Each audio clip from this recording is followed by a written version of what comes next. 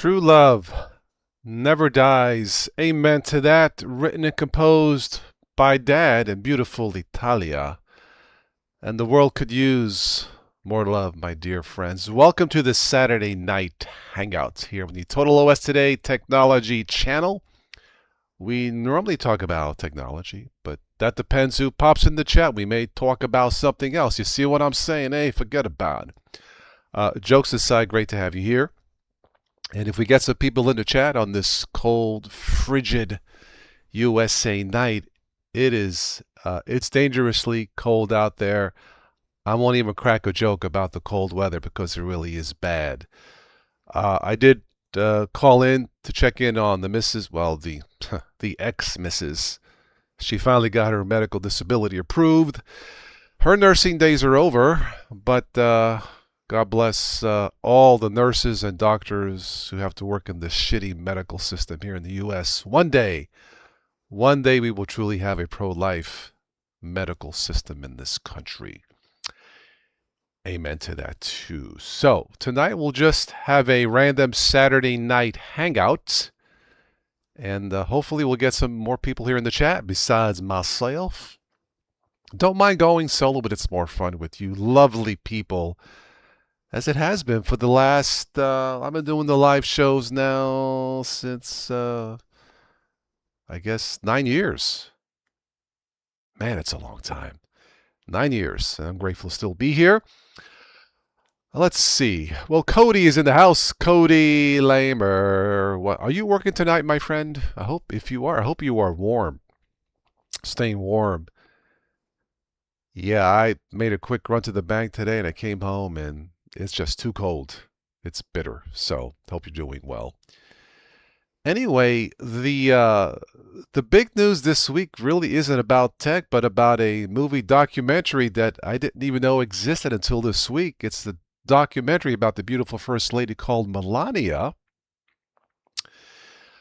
I have not seen it, and I may have to wait. I'm not going to drive 60 miles to go see a movie in this frigid weather, whether it's that movie or something else. But I have been reading about the reviews. Oh, man. To be fair, I have not seen the movie yet, just to clear that out. But I just saw a movie critic compared. What did he say about the movie? It's the movie equivalent of Ebola. Ouch. I did post a commentary about all this on the Patreon page, TOS Today. On Patreon, if you like to listen to my personal thoughts about this whole Melania film fiasco in general. Yeah, so I'll just leave it there.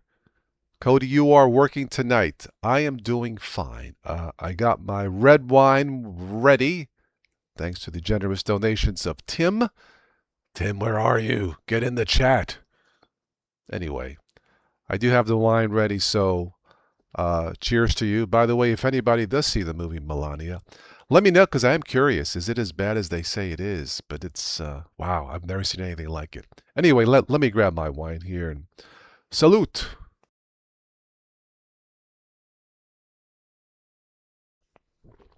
Ah, delicious.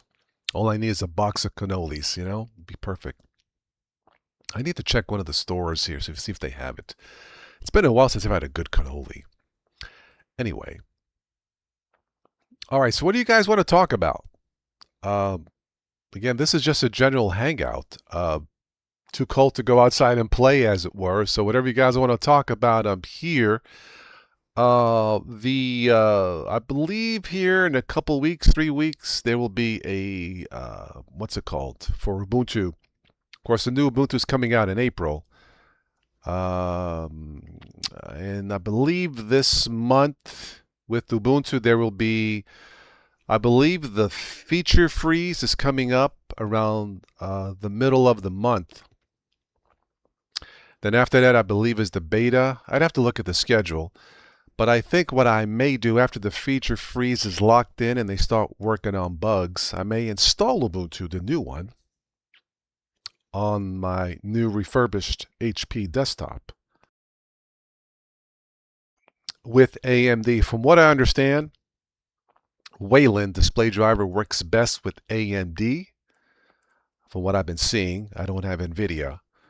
So with that being said, since this HP has two separate drives, and I am streaming tonight from Windows 11, by the way, which works perfectly fine for me. Maybe I'm just lucky. Or maybe they're just scared of the Godfather. Respect the Total OS. Yeah, so tonight streaming from Windows 11, no problems. But I did pick up this refurbished Ryzen 7, 32 gigs of RAM, should handle Ubuntu nicely again. No AMD or no NVIDIA, AMD only. So maybe that might work better.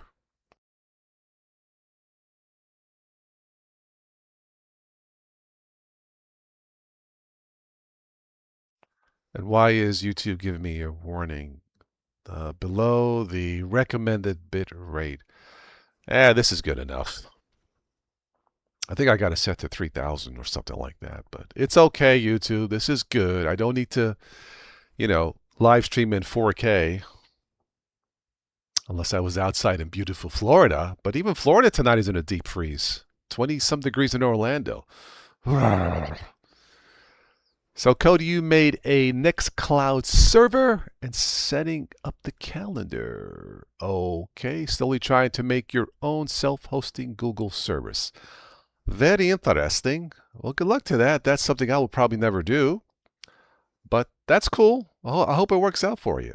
But yeah, tonight, like I said, I'm streaming from Windows. I currently dual boot this with Windows 11 and Linux Mint, the Mate desktop, but I've been kind of disappointed lately in Mate. The panel doesn't quite work right. It does not seem to affect the core system. And by the way, I tested it also in the latest Debian Mate desktop and the same problems. Again, it's in the panel and not the core system. Many, many comments on Mate. Thank you for all of your comments, by the way. It does seem like there is a lack of development and developers for the Mate desktop, including Ubuntu Mate. Martin Wimpress, also known as Wimpy, great gentleman from the UK, mate, has cut back on development of Mate, so that may be why it's having its issues. But I am a little disappointed in Linux Mint not posting an update on that, because look, if Linux Mint and Zorin OS and Chromebooks have to compete, well, the Chromebooks have already done well against Windows, but if Linux Mint and Zorins of the world are going to outlast and beat Windows 11, they have to perform better. That means no bugs. Capiche, Linux Mint? No bugs. And if there are bugs, you need to say something on the blog and say, hey, this is what we found. It does not need to affect the core system. You should be okay using Mate. But if you post and say nothing, it's bad. And this is why Windows users keep saying that Linux stinks. And I don't want them to say that. This is why, in general, to avoid any misinformation or misunderstanding, if you were a newbie to the world of Linux, just buy a Chromebook first. Even if you're going to return it, start from there. That way you see just how wonderful and easy some Linux can be. And if the Chromebook is still not for you, I get it. Then move on. You can try your Ubuntu's and Linux Mint and Zorins. But little disappointed that Linux Mint hasn't said anything about the Mate. It's still my favorite desktop for beginners. Somebody mentioned XFCE, and that's okay. Just something about Mate, because my first date with Linux was 20 years ago, believe it or not, with Ubuntu and with the desktop that looks like the Mate desktop today, the old GNOME 2. I still like to call it Genome. It's Genome 2 for power. Rewriting the human genome. Ubuntu. Anyway, I'm just being silly. But yeah, that's my thoughts on the Mate desktop. So I'm hoping Linux Mint does something about it if they can, or just drop the Mate desktop altogether. If there's no development for it, that's fine. But I still have Mate installed on 2 machines, actually 3. But like I said, on this refurbished HP, I may just delete that and install the new Ubuntu 26 with AMD and go from there.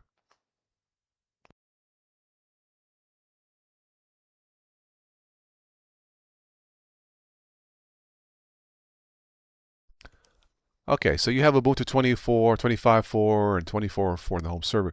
Now, is that with AMD or NVIDIA graphics?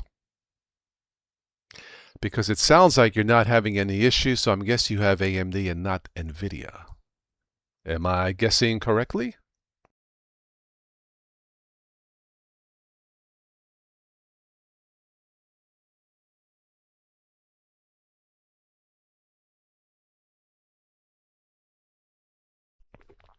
Intel, okay. I haven't heard any issues with Intel either. As long as it works, that's great. I still cannot recommend today's Ubuntu for Linux newbies. It's just the GNOME desktop just is not quite as intuitive, or the workflow is not as easy as, say, Mate or XFCE or something else. And there are still too many terminal commands to insert to make it functionable, such as click to minimize, click to maximize is not enabled. You have to enable genome extensions and increase the timeout, screen timeout for a maximum of 15 minutes, which is ridiculous, Ubuntu, to more than that. Again, these require terminal commands that I cannot. It's not fair to a newbie. Much easier to do in Linux Mint and Zorin OS. So, and in the Chromebook too, for that matter. But anyway, well, that's good. I'm glad it's working out for you. One of these days, I'll pick up. I'll get a machine with built-in NVIDIA. My son just picked up a good machine. He was able to get it close to half price, a clearance machine. I forgot the name of it, with the 5000 series card, Ryzen 7 for less than 1,000. Um, Not a bad price considering a Ryzen 7, and he says it's a lot faster than what he had. Yeah, I would imagine so. Um, anyway, so you think Ubuntu's GNOME, prefer vanilla GNOME, stock Ubuntu, I think is good enough for an average user, as long as it's not a new user. Once again, there are features missing, such as click to minimize, click to maximize, screen timeout, and a few other things that need to be tweaked to make it more user friendly. But once a user gets used to Linux, Ubuntu can work as long as they have no freezing issues with Wayland. For whatever reason, in Ubuntu, whenever I launch Brave browser, the entire system freezes, only under Wayland. I don't know why, so I use Mulvad browser instead of Brave in Ubuntu, and that seems to work. It's just a shame that we're stuck with almost 20-year-old technology in Ubuntu for the display driver, and that's the best that we can do.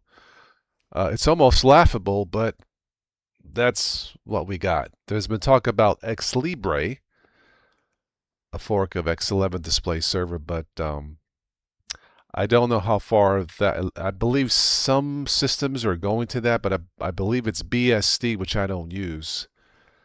So I guess we'll have to wait and see how far that goes. But I wish we had something better. Anyway, if you are a new Linux user, I would not use anything that forces you to use Wayland. At least not yet.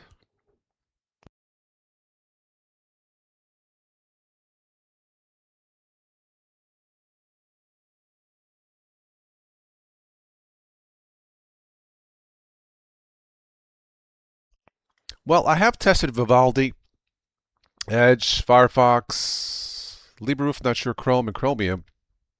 I don't know if it's a Brave problem because it's only under Wayland. Something's not right. It's not that big of a deal. I just don't use Brave and Ubuntu, but I just wish we still have X11 option. That would have solved the problem.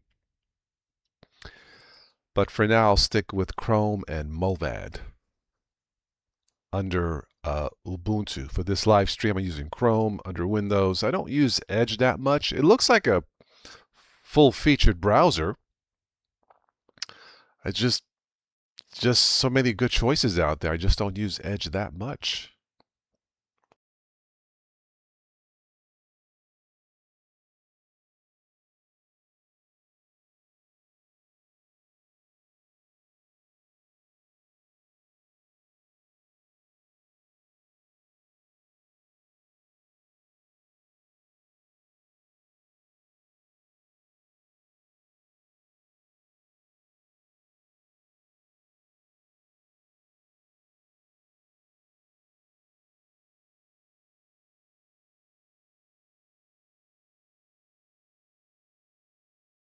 Wow, I just saw Amazon is laying off thousands of people. My goodness.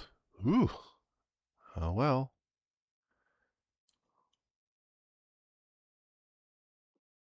Anyway, you're playing with LibreWolf and using GNOME Web Layout Look, mainly to fit the GNOME look. Yeah, with Ubuntu and Linux in general, I don't, the most amount of tweaks and customizations I do in Ubuntu because I have to, and I have to use the terminal to accomplish those somewhat quickly. In Linux Mint, I generally move the panel from the bottom to the top, maybe install Cairo Dock. I think that's it for the customizations. But for Ubuntu, once I get it running, and it does take me all day, it takes longer than setting up a new installation of Windows 11. Once I get it running the way I want to, it's fine. But I don't generally tweak it that much.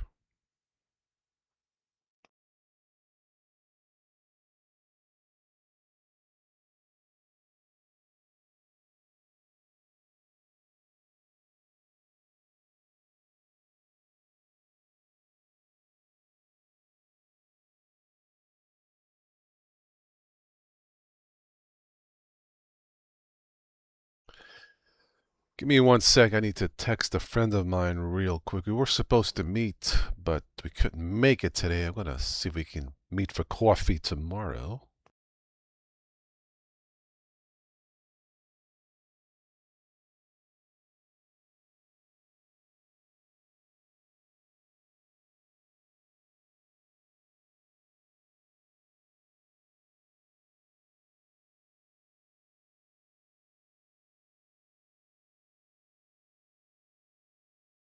Okay.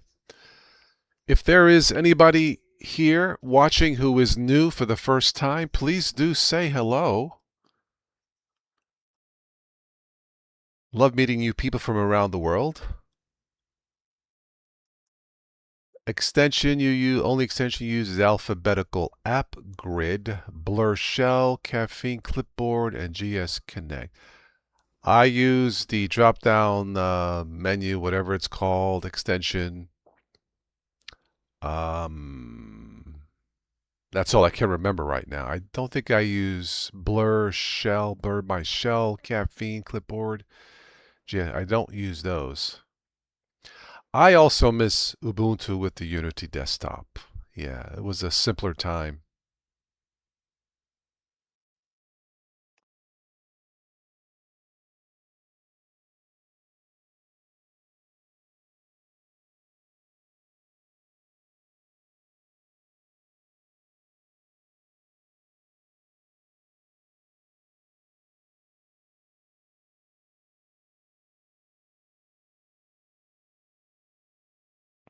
I remember when GNOME 3 first came out back in 2011, 2012, about the same time Unity came out.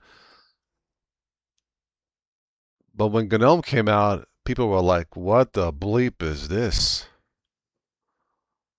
Even Linus Torvalds, the father of Linux, called it an unholy mess. I'll never forget that, an unholy mess. So I stuck with Unity, which worked great until they decided to drop it in 2017. I'm like, oh, come on. This is too confusing. There is a fork of it, but I think the development on that has stopped also. Yeah, sometimes too many choices.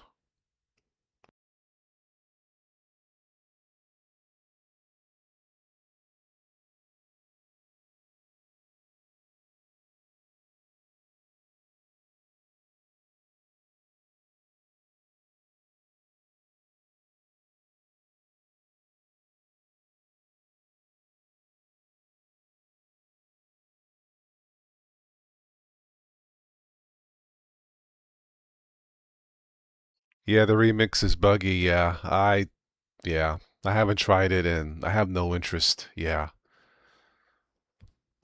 My distro hopping days are over, have been over since 2016. I did it for 10 years and that was enough because in the end I realized all I was doing was bug hopping more than distro hopping. It just was silly. Um, like I said, out of 1,000 different choices for Linux, you can count on one hand that are really good. And that pretty much simplifies things for Windows users.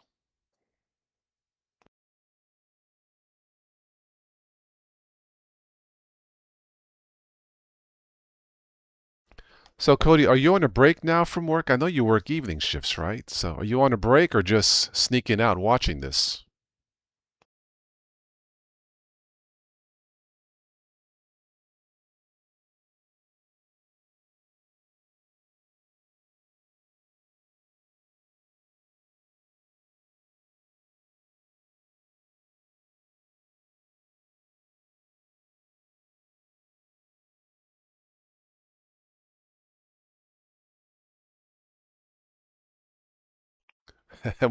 You remember GNOME 3 when it came out? You hated it, yeah. But they have a computer that can run GNOME 3 and KDE 4 at that time, so XFCE was your favorite. Yeah, lightweight XFCE, sure.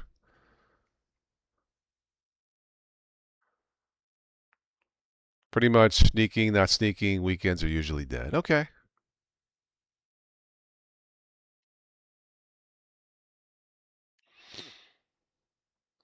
Well, hopefully we'll get some other guests here for the evening. I'll stick around for a little longer. I would think with all this cold weather, people will be stuck at home, but I don't know.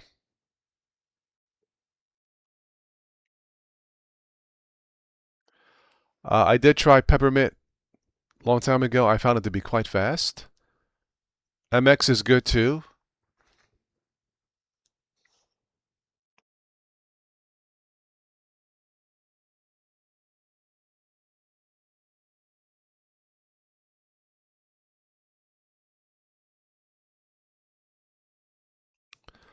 By the way, have you seen the new Star Trek Starfleet Academy TV series? I love it.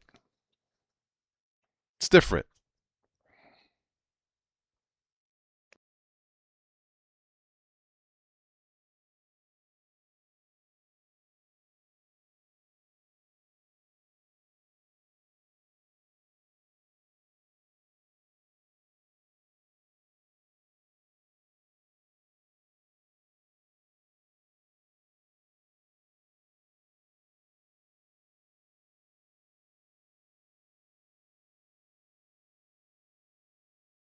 I wish I could beam myself to a nice warm island. Want to beam up to Sanibel Island. Actually, no, it's cold in Florida too. Beam me to Jamaica, man.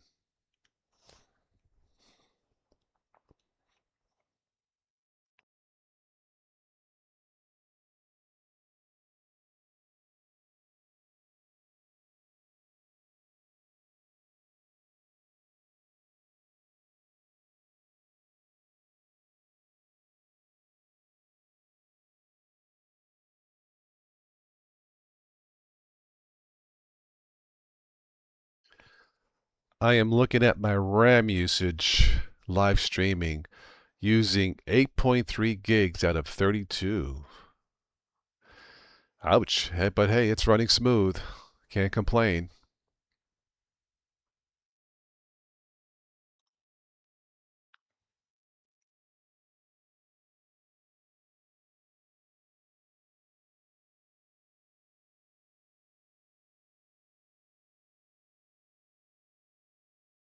I'm debating if I should clean out the garage tomorrow from the salt on the floor.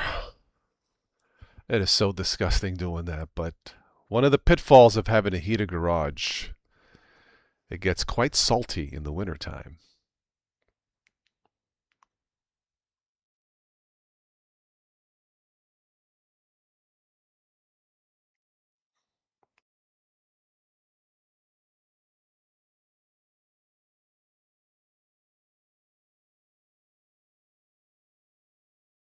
Yeah, and it's bad for rust on cars too. It's a rust that you can't see that destroys you, kills the car.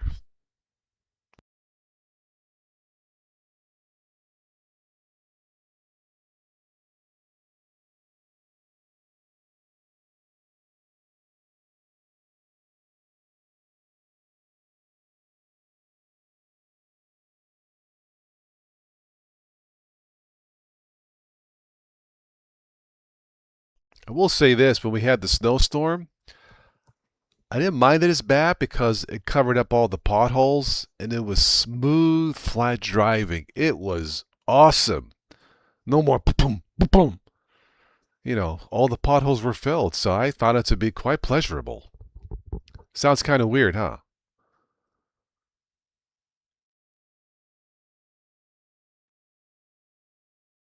Yeah, the car wash yesterday was a line of people coming out to the road to get all their crap off the car. But in sub-freezing temperatures, I'm not sure if it's safe to go to a car wash and have the water freeze, inside the car. I would just wait.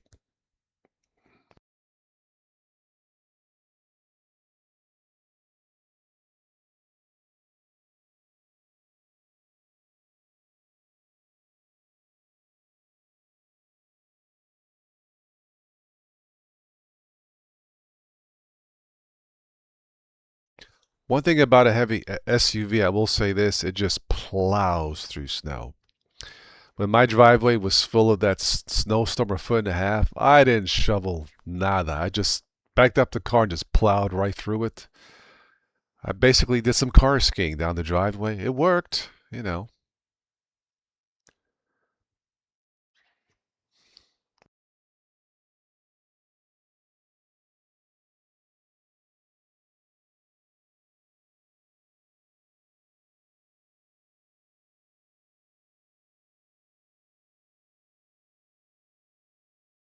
Yeah, it looks like we're in another deep freeze for at least another week. So none of this stuff's going to melt. You have an '05 Hyundai Sonata. It is really good in the snow. Interesting. I was going to say, isn't that a front wheel drive?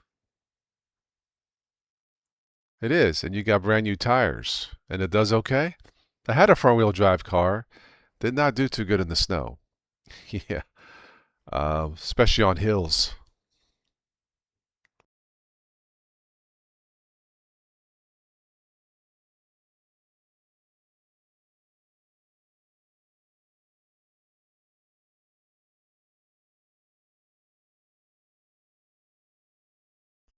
Your girlfriend has a 2000 two-wheel Dodge Dakota. You have a Dodge that lasts since 2000? Um, okay.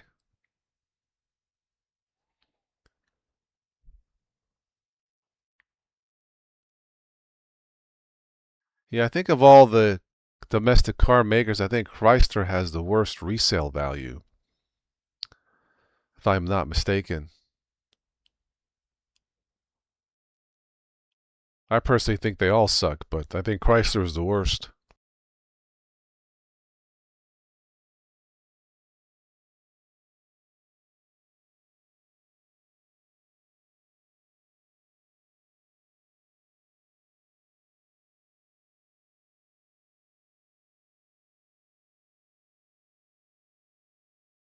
Yeah.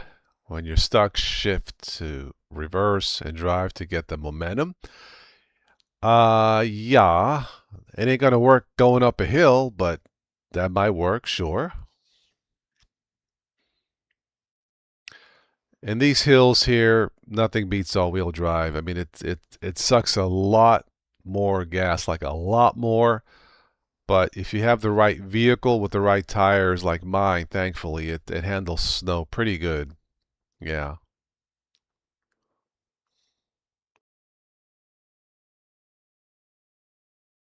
Which reminds me, I keep forgetting, I need to do a Lexus podcast number 3. I've done 2 already. The Dakota's your favorite vehicle. Okay. Okay. Yeah, it'll work on a flat ground, that technique. Yeah.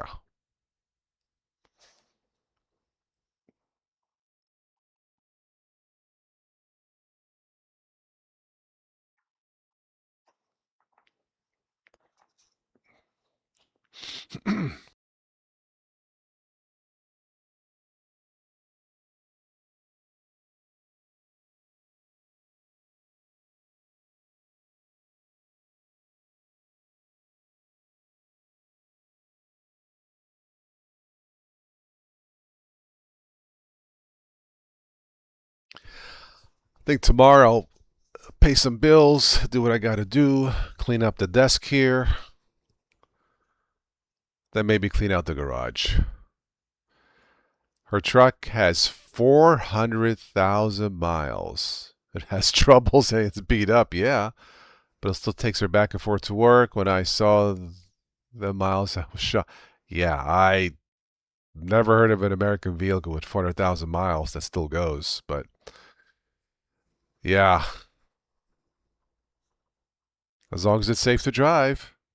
You thought it would have been all blown up by now. Yeah, like a long, yeah, it should have blown up at 50,000 miles. But hey, you never know. I'm guessing the car is not based on Arch Linux. Haha.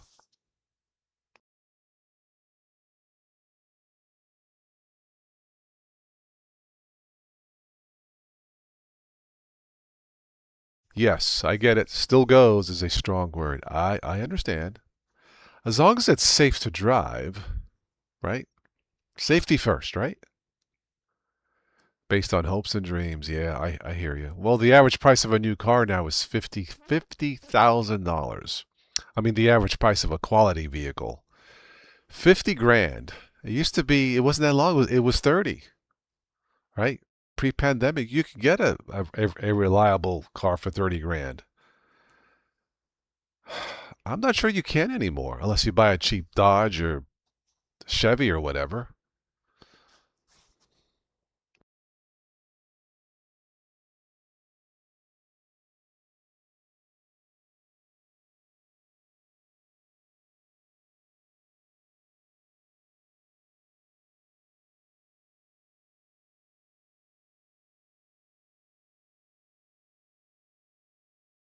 I agree, Cody. If you're gonna get a brand new new car, look at Toyota or Honda. I think the new Corolla you might be able to get for about 30,000 or less. I think it's not for me because it's small. I'm 6'2", 200 pounds, so I don't think I would fit in a. I fit in a Camry, but I think those are closer to 40,000. And I never did like car payments either. But I think the Toyota Corolla, I believe you can get for less than 30. And the Honda Civic, if you're buying a car. For SUV, I don't know.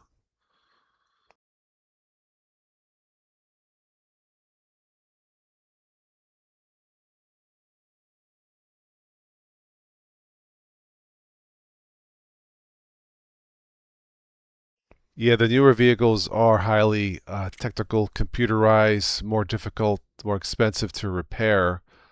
I have a 2010 Saturn, if you remember the Saturn company.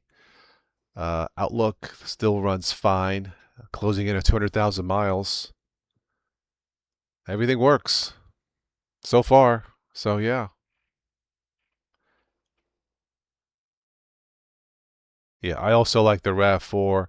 The new Honda Pilot looks good, but that might be over 40,000, maybe 50.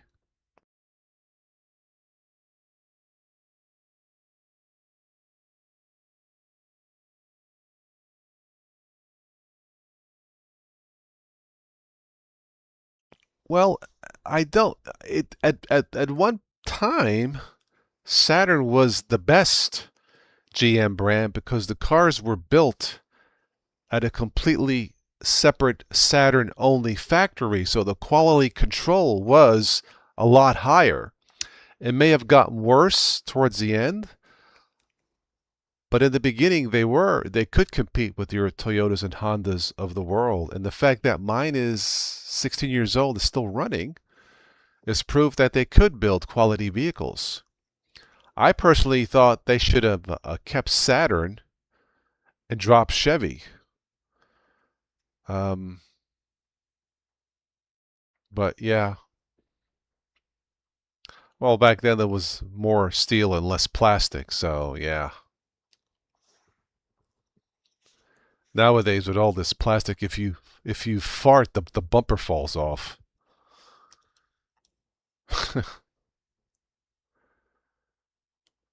You got a 97 F-150. Interesting. Okay.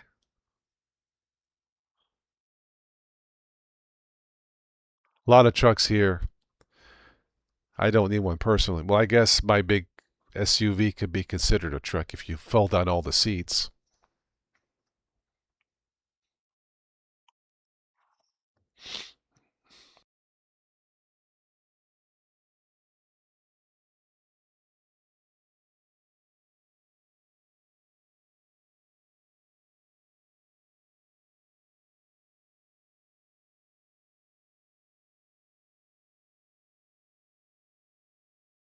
Ah, your mom's got a Ford Fusion 2020. I believe that is a car, correct? Not an SUV? You feel like you're airplane pilot. Yeah, a lot of buttons. Yeah. Yeah, yeah. Kind of like the old Knight Rider TV series, right? Yeah.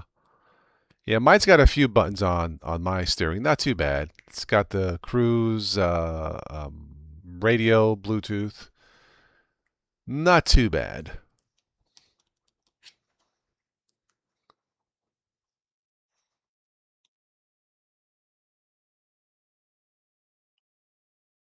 Yeah, I believe Ford did stop make cars, huh? They're all going to SUVs and trucks, right? Yeah.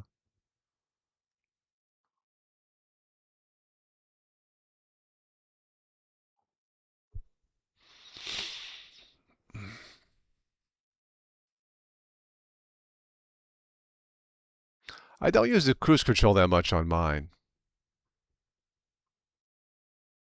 They still make the Mustang? Okay. I doubt that car's going to go good in snowy weather, right?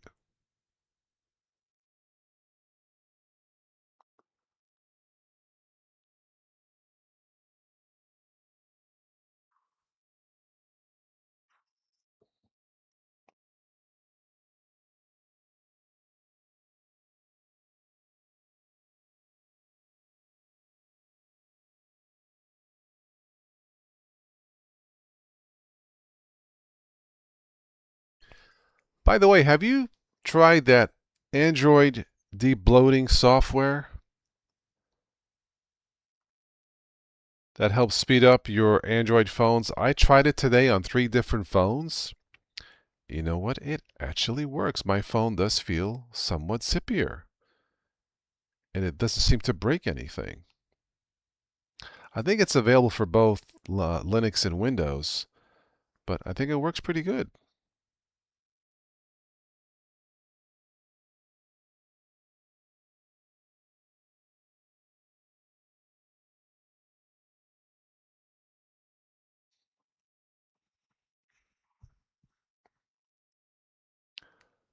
All right, so you just go in settings and manually disable apps. I do that too, but these customized debloating software seems to do a lot more. You just got to be careful and not do too much and brick the phone. I did install Lineage OS last year. My older Motorola. It seems to work.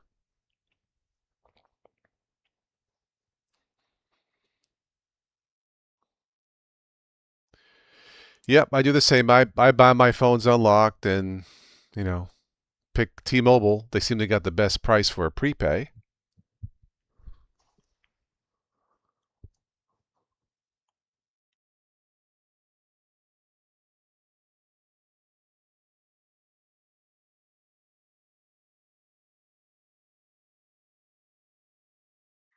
Gotta think, how many phones do I have? One, two, three, four, five, six. I'm counting in my head. Six. Half of them are Motorola's.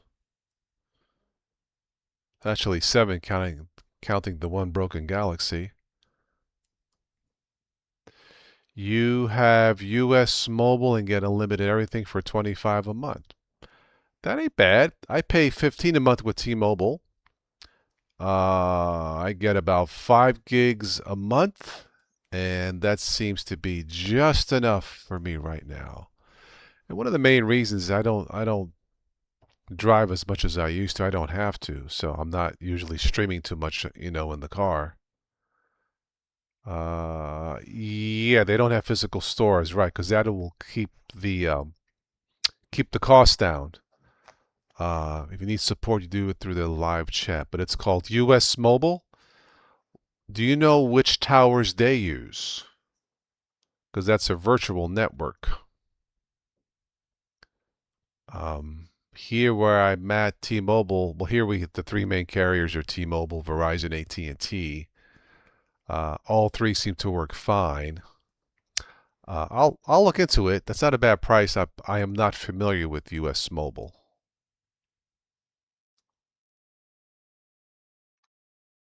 At least here, the T-Mobile store is just down the road if I have any issues. So having physical stores sometimes does come in handy if you need to talk to a live person.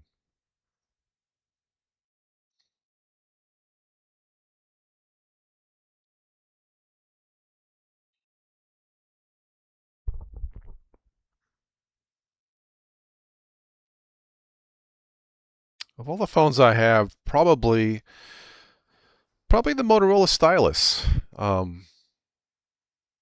Probably my favorite phone, even though it's 6 years old now, so it stopped getting security updates. It gets app updates, but this one stopped at Android 11 or 12, but still runs. Like I said, I used that debloater, and it works fine. I just use it mainly just to, web browse and stream music, Bluetooth and stuff like that.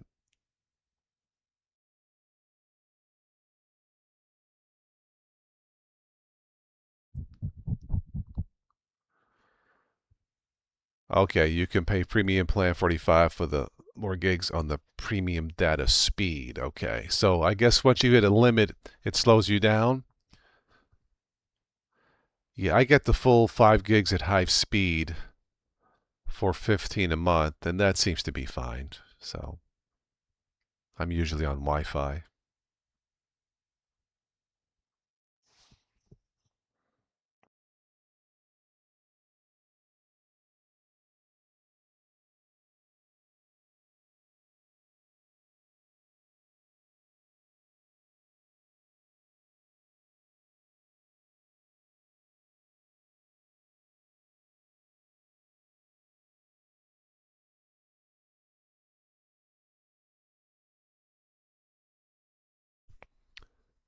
Three towers, they use light equals T-Mobile, dark star AT&T, and warp Verizon. That's what they call it, light, dark star, warp.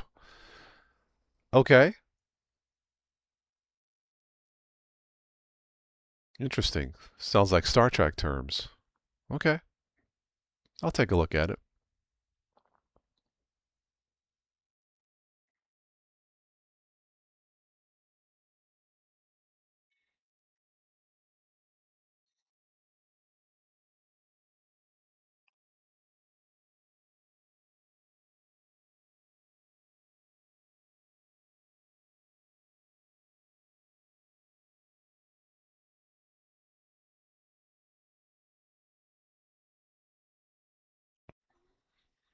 I did see that new trifold phone from Galaxy, I think. Looks kind of slick.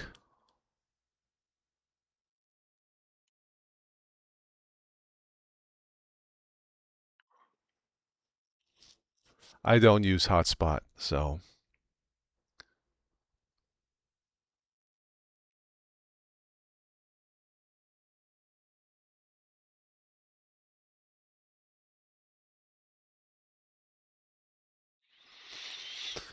yeah, I got Wi-Fi at home too. Yeah.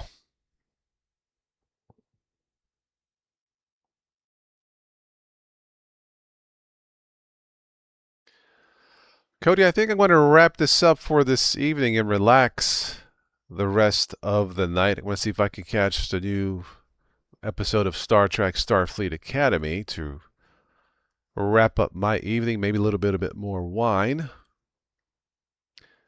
So, wish we had more people here in the chat, but I guess everybody got plans. So, I'll leave it at that. So the rest of you, sorry I missed you guys. Maybe I'll catch you next weekend. You guys know how to reach me, and I'll catch all of you later. Cody, have a warm evening. Be safe out there driving in this crappy weather. And I'll catch you on the next one. They also got super carrier service. Okay. Oh, man. Anyway, I'll have to take a look. All right, Cody, thank you. I'll catch you on the next one. Take care. Ciao.